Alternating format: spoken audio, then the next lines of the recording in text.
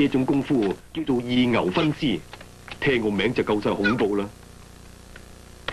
呢個係實打實嘅較量，牛係唔會留情嘅。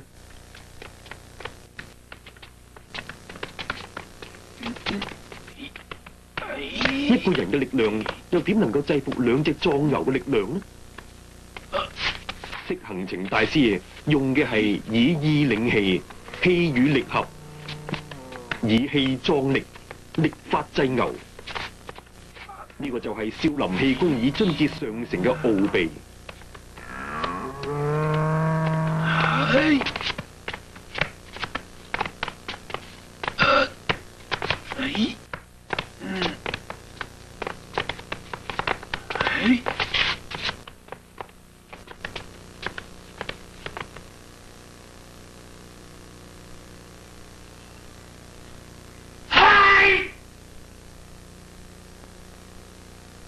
一塊、兩塊、三塊、四塊，真係無人可比。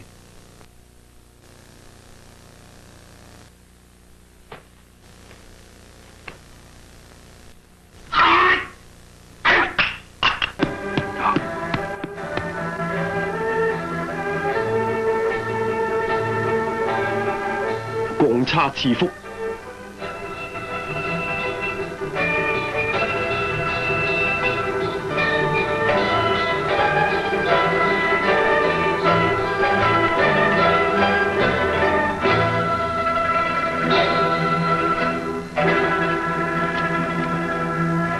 而家要練嘅係雙風貫耳，脆弱嘅太陽穴要承受千斤之力，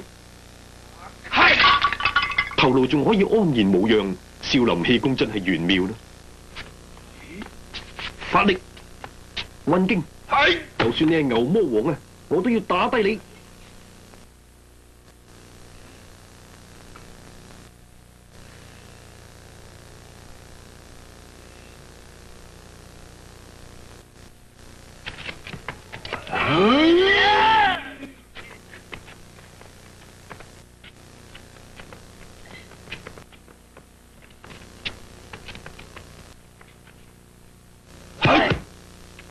和尚撞鐘，釋行程大師運用咗少林氣功嘅精髓，氣由丹田來，依舊丹田發，拼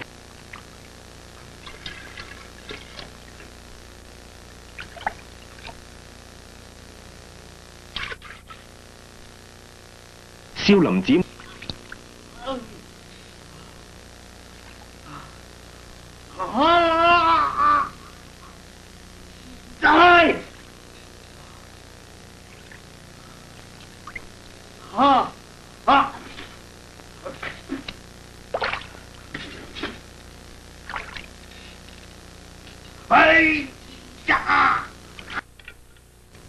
力從氣出，氣引力後，練到上乘境界，氣同力就能夠達到混元一體啦。